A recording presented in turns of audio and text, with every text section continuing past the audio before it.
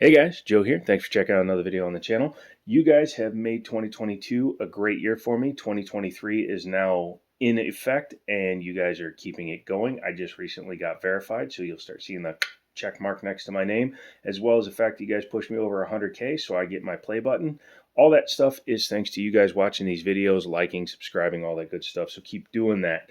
Moving into 2023, I'm going to be going back to the range and actually filming more now. I go to the range 2-3 times a week before work with my coworkers in order to stay proficient with firearms, learn some of these new firearms, but moving forward, I'm actually going to take the time to go out with guns like the 320 here, or the APX, or the 1911, or two other guns that are underneath other stuff. And I'm going to be doing more in-depth long-term review stuff like I did way back in the day. So that's coming back for 2023. Don't worry though, you're still going to get your 2 tabletops a week plus a third video, probably one of the 2 that you're going to see every week. So it'll carry into the next week for each one till I get a full catalog of range reviews of firearms. That brings me back to today. What we have in the box here, as you can clearly read, is an Arex Rex Zero 1. I looked at one of these about 2 years ago. I didn't buy it at the time. Now that we are doing a little bit more effort into the channel, I needed one, and Middletown Firearms had one for an incredible price. Couldn't pass it up, so I picked it up. Middletown Firearms, Middletown, Virginia. Check them out. Google them. I can't link them, but they will hook you up. Let's take a look at what you get in the box. Obviously, you're going to get the gun. You can see I've already thrown a couple of toys on this one, show you that it's clear. Let's set that one down. But inside the box, you would normally get 2 magazines total, one in the gun, one in the extra slot. So this one came with an extra 3 mags, although it said 4. I think I might have dropped one in my truck. So right now I have 5 total mags, but I thought I had 6. We'll figure that out later. Soft cut foam inside this little baggie. There were 2 baggies. I combined them. All my plates and screws for optics mounting. As you can see, I do have an optics mounted to this one, optic mounted to this one, so that will be staying on there for the foreseeable future. Under here you have your manual and your gun lock. We can go ahead and slide that out of the way, along with the extra mags. This is the tactical version, so you get the 18 round magazines with +2 base pads on them. As you can see, +2. So these are actually 20 round magazines. So fully loaded, that gun holds 21 rounds. That is a lot of munitions to be sending down range. Take a look at the gun here on the external, and the first thing that should come to mind is this thing looks like a SIG. And yeah, you would be correct. It looks very much like a SIG P226. Hold on one second.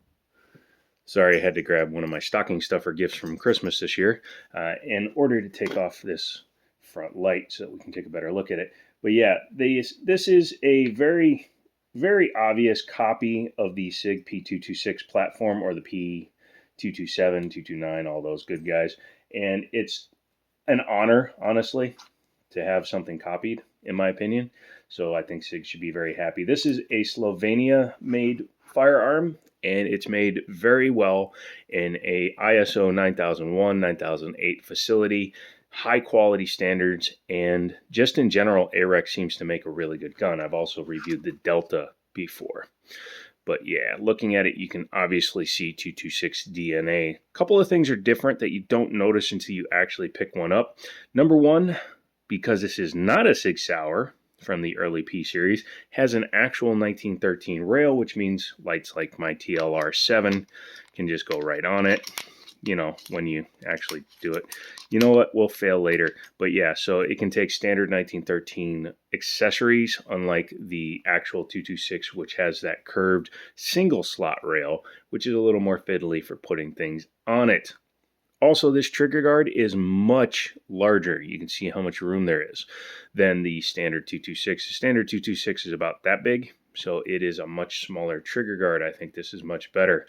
Has the double action, single action with the cocker, just like the SIG 226. Has a safety back here, so you can carry this thing either cocked and locked in single action, or you can decock it and carry it hammer down on safe, drop it, single or double action it, or like I said, cocked and locked single action. So lots of options there, just like a standard Sig Sauer.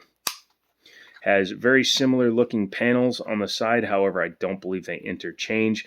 This one is different from the last one I looked at. The one I looked at before had very slick G10 grips. This one has polymer grips that have very aggressive looking stippling on them, which feels really good. And this is actually an inverse from a lot of companies where they'll do things like, well, here, Beretta. You can see up here, this is all smooth where all the texturing is down here. Whereas on this gun, all the texturing is up here where I actually want it because that's where I like to grip. So that feels really nice in the hand. I don't think I would actually need to change these grips at all. Aluminum frame, steel slide. You can see this one is threaded. It has a slightly over 5-inch barrel.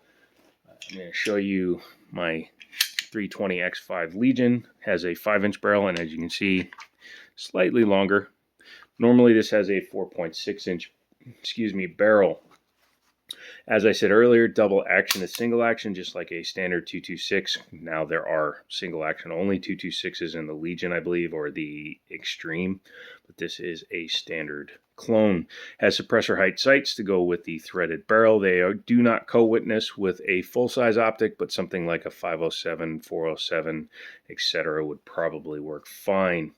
The plates that it comes with for the optics mounting are metal, which is very nice, and you definitely need them because the holes for the plate, because you can see how thin the top of the gun is, are very close together. So that is a requirement. If you buy one of these used, make sure you get your plates, otherwise you're going to be ordering those.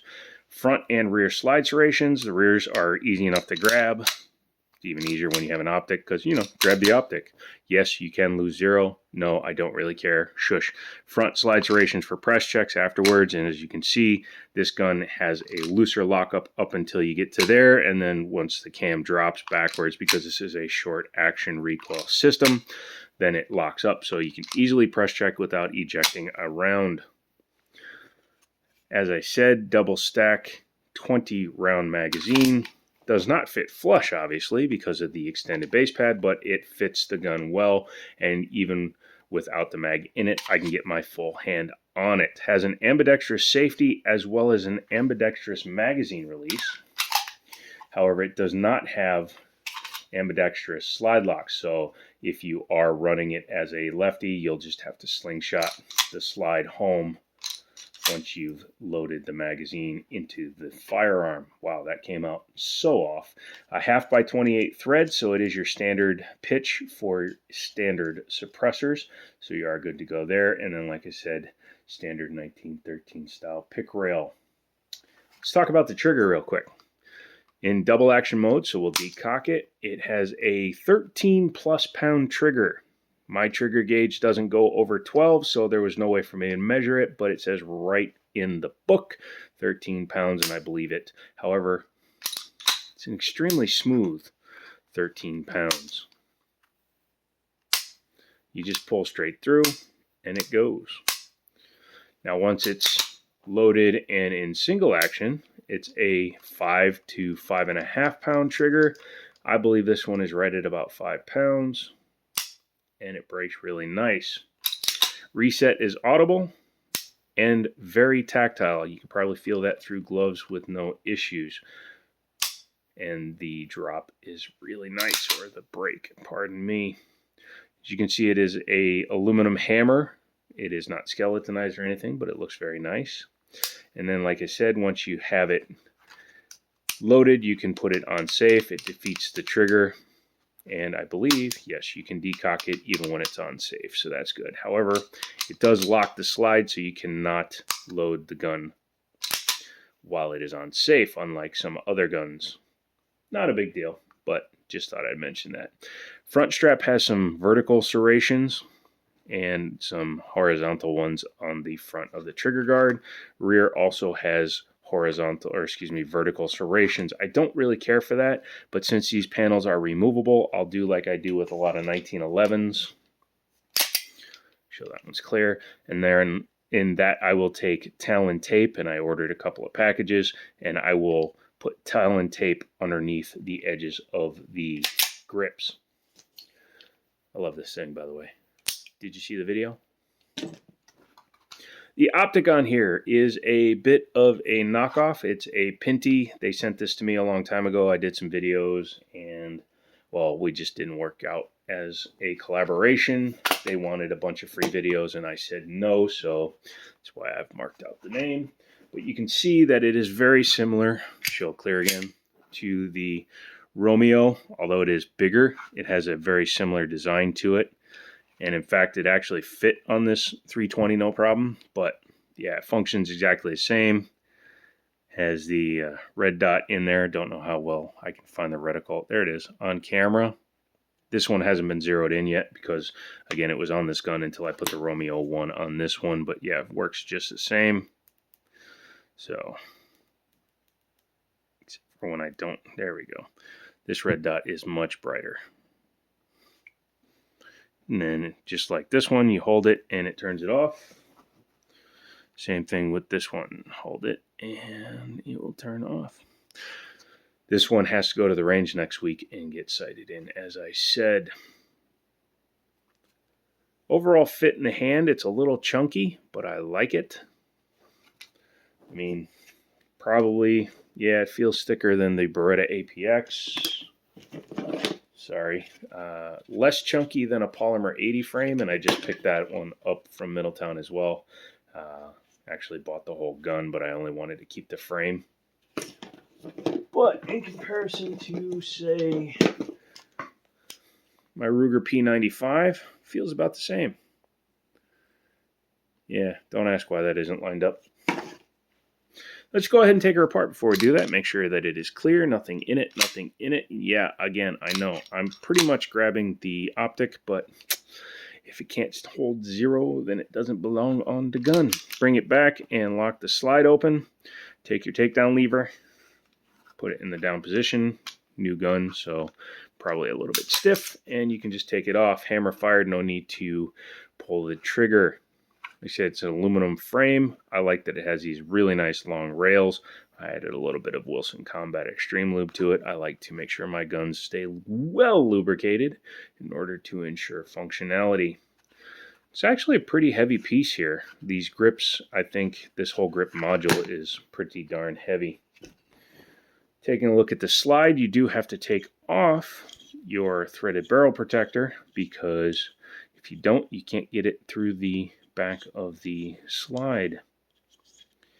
Just take that off. Your recoil spring, like a regular SIG, is not captive, but it's also not so strong that it's going to go flying. It will come out. It's just kind of wedged in there. Protect the awesomeness of the couch. Then you can just drop out your barrel from the bottom. Like I said, it's a short action recoil breech lockup, just like your standard one. Inside of here, it's got some lightning cuts. They probably did that to balance the slide out a little bit better when they did the optic cut. Totally fine.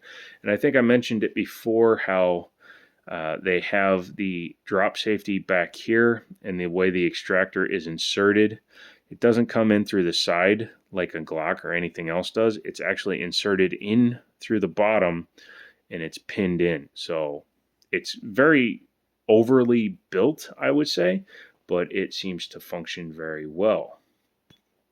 Even with the optic on it, it is quite light comparatively. Yeah, what do you say we put her back together? Okay, take your barrel, slide it in, take your protector, drop it on the floor because, you know, me. Take your spring, jam her in there. It's not an overly hard or heavy spring.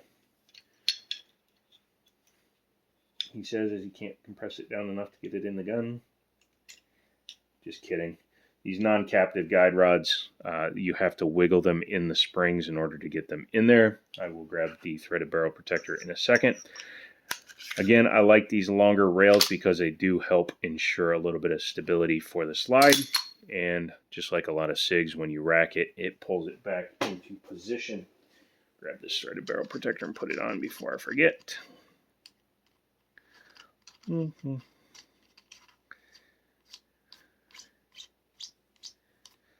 yes, 2023 we will be getting some suppressors for the channel, but go ahead and check for functionality. we are good to go. I'm going to slap this back on here just for the rest of the video. What do I think of this gun? Well, I think the engineering is right on, spot on for what it needs to be. And I think this gun will be a good shooter. So what I need to do is, again, get it out to the range. Probably going to have a couple of the guys I work with, like Sam at Middletown. Sorry, I'm calling you out, buddy. But I'm going to have him help me shoot it. Maybe Jim, the instructor out there. And then he can tell me what he thinks of it and whether or not I got a good deal. So make sure to subscribe. Come back for more. Like, comment, subscribe, all that good stuff. Like I said, I'm verified now. You guys rock. I love you for that. I have some cool stuff coming for reviews. And, yeah, we'll just keep plugging away. I've got to clean up all these guns that I just threw out on the couch for this video and get ready for work. So come back for the next one. I really appreciate you guys checking this one out. And, as always, I'll talk to you later.